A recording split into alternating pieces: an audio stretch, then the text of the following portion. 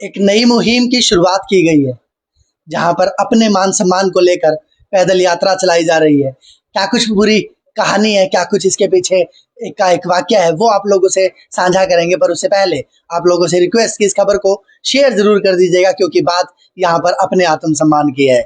आइए जानते हैं सोनिया तंवर जी से, जो हमारे करनाल की प्रसिद्ध समाज सेवी हैं, एडवोकेट भी हैं और लोगों के दुखों में आने पर दिल से शुक्रिया, क्योंकि हमारे कार्यालय पहुंचकर हमें बधाई दी। और तभी हम इनसे जानना चाह रहे थे कि ये पैदल यात्रा जो निकाली जा रही है वो क्या है। मैडम, आपका बहुत-बहुत स्वागत है। आपका बहुत-बहुत शुक्रिया, आपके सभी दर्शकों को बहुत-बहुत शुक्रिया और सबसे पहले कुछ कहूँगी पूरी टीम को एक नई शुरुआत के लिए बहुत-बहुत शुभकामनाएं। और साथ में आप सभी लोगों को ये भी बताना चाहती हूँ कि मुगल कनाल पे बिल्कुल गांधी जूस कॉर्नर के बैक साइड में कुछ कहूँ का ऑफिस है, तो आप सभी लोग यहाँ पर जरूर आइएगा।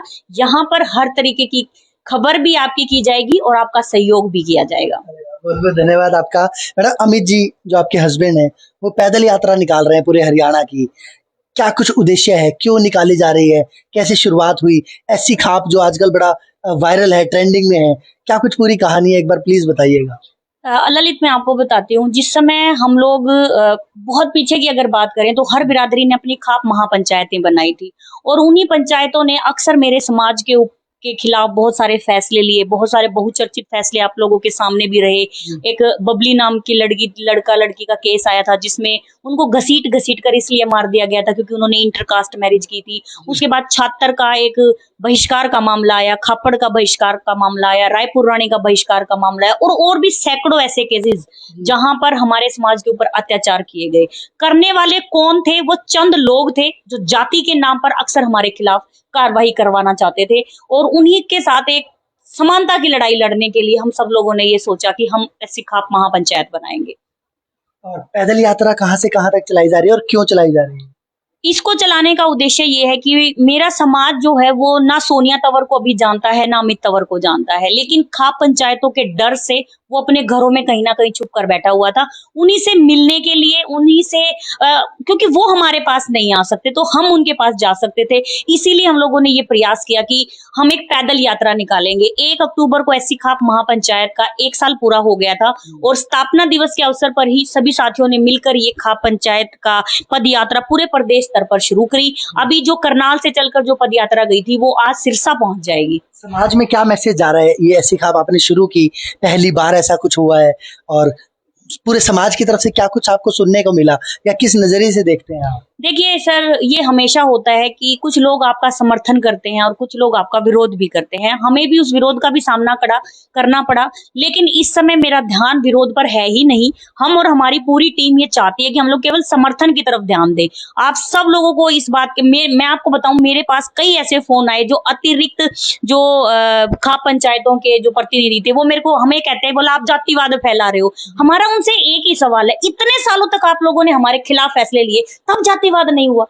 मेरा सवाल भी यही था अगला, कि आप लोग भी तो जाति की ही बात कर रहे हैं, आप अपने समाज की बात कर रहे हैं बजाय के पूरे समाज की, तो कहीं ना कहीं आप भी उसमें रेस में शामिल हैं। जो अगर आप दूसरों पर आरोप लगा रहे हैं कि जातिवाद की बातें हो रही हैं, तो आप भी तो अपने एससी समाज को लेकर चल रही हैं। मैं आपको बताना चाहती हूँ सर, इस खाप महापंचायत में, एससी खाप महापंचायत में हम लोगों ने ये रूल बनाए हैं, रूल से चल रही है। हम लोगों ने पहले अपना पूरा कॉन्स्टिट्यूशन लिखा है और मैं आप सब लोगों को ये बताना चाहती हूँ कि ये एक अनरजिस्टर्ड संस्था है। हमने इसको रजिस्टर्ड नहीं कराया क्योंकि हमें किसी सरकार से कोई फंडिंग लेनी ही नहीं है। हम लोग सिर्फ एक समूह तैयार कर रहे हैं, उस समूह में बहुत सारे लोग हमारे से जुड़ते जा रहे हैं। दूसरी बात ये कि हम लोग जातिवाद नहीं फैला रहे हैं, क्योंकि जातिवाद जब होता जब हम किसी की बुराई करते। हमने अपने रूल में ये लिखा है कि हम किसी की बुराई नहीं करेंगे, हमें किसी जाति से कुछ नहीं लेना देना। हम चाहते हैं मेरे समाज के लोगों की मानसिकता मजबूत हो, हमें दूसरों से कोई लेना देना नहीं। ये अच्छी बात बोली है, और मैं अक्सर ये बात बोलता हूँ लाइव में कि आप अपने आप को सर्वश्रेष्ठ बोलिए, कोई समस्या नहीं है, कोई प्रॉब्लम नहीं है, पर आप दूसरे को कम या नीचा ना आंकें। एक सवाल है जो जनता जानना चाहती थी, जब हमने बात की कि सोनिया तंवर से हम इंटरव्यू करना चाहते हैं, तो सवाल आया था कि बाबा भीमराव अंबेडकर मूर्ति पूजा के खिलाफ थे, पर कुछ लोग उनकी ही मूर्तियों पर पूजा करते हुए, जोत जलाते हुए नजर आते हैं। ये क्या दोहरा चेहरा है? देखिए, मैं आपको बताना चाहती हूँ, पूजा जो है वो आदमी अंतरात्मा से कर सकता है अगर वो करना चाहे तो, लेकिन कुछ लोगों ने पाखंड मचा दिया। क्या एक जोत लगाने से आप उसकी ज्यादा पूजा कर पाएंगे। जो लोग अपने घरों में अपनी माँ बाप की पूजा नहीं कर पा रहे, वो मंदिरों में जाकर जोत लगा रहे हैं। इसी चीज को बाबा साहब ने ये कहा था कि अगर आप मुझे मानना चाहते हो तो आप मुझे किताबों में ढूंढो, ना कि मंदिरों में। अभी आप लोगों ने देखा फूसगढ़ गांव में बाबा साहब अम्बेडकर की पिछले साल एक मूर्ति टूट गई थी। मीडिया के माध्यम से हम उस मूर्ति को सेम डे लगवा पाए। आप विश्वास नहीं करोगे, जैसे ही मूर्तियां लगी, हमारे ही समाज की कुछ महिलाएं वहां पर जोत बत्ती लेकर आ गई, आरतियां लेकर आ गई। हमने उनको समझाया वहीं पर, हमने उनको समझाया कि ये इनमें नहीं है, इनकी बातें मानने में है सर, उनकी विचारधारा को फॉलो करने में है। अगर आप एक मूर्ति में अगर अम्बेडकर को ढूंढ रहे हो तो ये आपका वहम है। सोनिया जी आजकल बड़े शांत हो गए हैं, डर लग रहा है? हाँ, मुझे डर लगने लग गया है, क्योंकि मैंने बहुत सारे लोगों से दुश्मनी ले ली है। मुझे ऐसा लगता है कि लोग आए दिन कॉम्प्रोमाइज कर लेते हैं। बहुत सारे केसेस ऐसे हुए, बहुत सारे आंदोलन ऐसे हुए जिसमें हम लोग अपने समाज की आवाज उठाते हैं, दूसरे लोगों का नाम लेकर भी हम लोग उनको संबोधित करते हैं, और वो पार्टियां जो हैं वो समझौता कर लेती हैं। और समझौता ऐसा नहीं है कि वो खुद करती हैं, ऊपर से एक पैराशूट उतरता है जिनको आप लोग देसी भाषा में दलाल का शब्द दे सकते हैं, और वो लोग समझौता करा देते हैं। इवन राजनीतिक पार्टियों के लोग उतरते हैं जो इंसाफ के लिए बात नहीं करते हैं, जो लोग ये कहते हैं कि समझौता कर लो, और फिर हमें ये भाषण दिया जाता है कि SC/ST एक्ट कमजोर हो रहा है। इसीलिए मैंने केवल उन लोगों के लिए आवाज उठानी शुरू कर दी जो सजा दिलाने में और इंसाफ लेने में बिल्कुल कोशिश करते हैं। बिल्कुल, एक बात आपने बहुत अच्छी बोली, SC एक्ट कमजोर हो रहा है। वकील हैं आप, हर रोज कोई ना कोई केसेस आते हैं। ऐसा क्या होता है कि पहले कंप्लेंट हो जाती है और बाद में फिर पर्चे उठा लिए जाते हैं, तो ये कहीं कमजोर कड़ी तो नहीं? ये बहुत ज्यादा कमजोर कड़ी है। मैं आपके चैनल के माध्यम से मेरे समाज के लोगों को एक मैसेज देना चाहती हूँ। अक्सर ये कहते हैं कि उसने मेरे को चमार कह दिया, उसने मेरे को वाल्मीकि कह दिया, उसने मेरे से डेढ़ कह दिया, और भी कई सारी गाड़ियों का इस्तेमाल करते हैं कि मेरे को ये कह दिया। लेकिन मैं आप लोगों से ये पूछना चाहती हूँ कि अगर मैं चमार हूं तो मैं चमार ही तो कहलाऊंगी, मैं कोई उचकोर थोड़ी बन जाऊंगी। लेकिन इस बात को समझने की जरूरत है कि उसने किसी इंटेंशन से कहा। और अगर आप लोग किसी की शिकायत करते हो तो इस बात का ध्यान रखना कि शिकायत करते वक्त और शिकायत करने के बाद जो आपके ऊपर प्रेशर आएगा उसको झेलने की आपके अंदर हिम्मत होनी चाहिए, वरना आप शिकायतें मत किया करो। वरना एक की झूठी कंप्लेंट से वापस लेने से पूरा समाज बदनाम होता है। होता है ना, होता है। मीडिया चैनल हमारी खबरें नहीं दिखाते। जैसी जाति का नाम तो दिखा रहे हैं, आपको दिखा रहे हैं, बिल्कुल आप दिखा रहे हैं। एक बार देखना, ये वो दिखा रहे हैं। मैं आपको बता देती हूँ, जैसे ही हमारी जाति का नाम आएगा वहाँ टू की आवाज आ जाती है। टू क्यों जी? दूसरे की जाति के लिए तो नहीं आती। कल एक पत्रकार साथी ने, मैं नाम नहीं लेती लेकिन मैं बताना चाहती हूँ, कल हमारे करनाल में एक मतलब लव मैरिज हुई थी, और उसमें एक लड़के का मर्डर हो जाता है। पत्रकार साथी क्या कह रहे हैं कि इंटरकास्ट मैरिज हुई थी जिसमें लड़का तो किसी जाति से था और लड़की राजपूत जाति से थी। क्या बताना चाहते हो भैया? आप क्लियर क्यों नहीं कर रहे कि वो लड़का किस जाति से है, जबकि वो लड़का हमारी जाति से था? इसलिए मीडिया वाले बताना नहीं चाहते हैं। बस डर किस बात से रहे हो? जाति का नाम लेने से डर क्यों रहे हो आप? जाति का देखो, आप पत्रकार हो, मैं आपको बता दूं कि जाति का नाम लेना कोई क्राइम नहीं है। आप जितने समझदार सब नहीं है ना। मान लो पत्रकार ने बोल दिया कि वो जैसे आपने बोला कि आप चमार है, मैंने बोल दिया कि चमार जाति से हैं, तो क्या पता है किस इंटेंशन से कोई ले कंप्लेंट्स कर दे। सब लोग समझदार नहीं है ना आपकी तरह। सर देखिए, किसी को अगर आप जाति से बोलेंगे कि भाई फलाने की ये जाति है तो कोई दिक्कत नहीं है सर। इंटेंशन, क्राइम जो है वो इंटेंशन डिपेंड है। अगर आप उसका इंटेंशन नहीं प्रूव कर पा रहे तो फिर क्या प्रूव करोगे जी आप? आपने बहुत अच्छी बात बोली और मैं बड़ा प्रभावित हुआ आपकी बात से कि जो जिस जाति का है वो बुलाते ही तो है।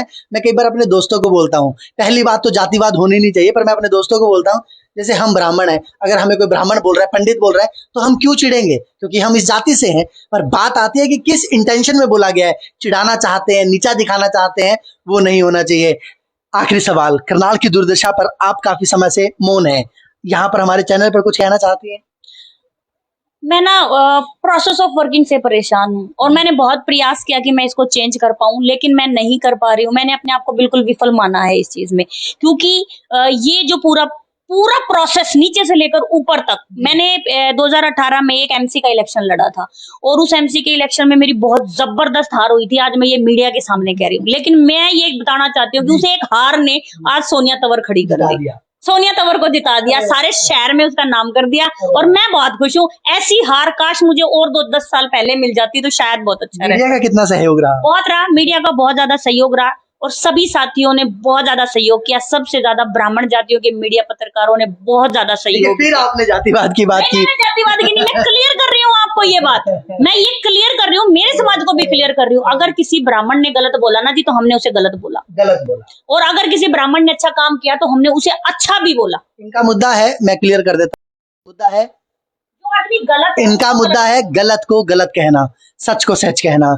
बहुत बहुत धन्यवाद आपका। और आज आपने जो बातें बोली हैं, मुझे लगता है कि आपके समाज के, पूरा समाज, माफी चाहूंगा, पूरा समाज जो है, जो हमें देख रहा है, सुन रहा है, वो आज जरूर प्रेरणा लेगा कि गलत को गलत कहने की हिम्मत रखें और किसी को नीचा दिखाने की कोशिश ना करें। जाने से पहले कोई मैसेज मैडम? एक मैसेज सबको देना चाहती हूँ, किसी जाति का, कोई जाति बुरी नहीं होती है, हर जाति में एक आधा आदमी गलत होता है, वो मेरी जाति में भी है, आपकी में भी है, और किसी में भी होगा। आप बाय नेम उसकी बुराई करा करो यार, जिसने गलत करा है, लेकिन सबको कॉन्सेप्ट नहीं बनाना, सबको नहीं बनाना।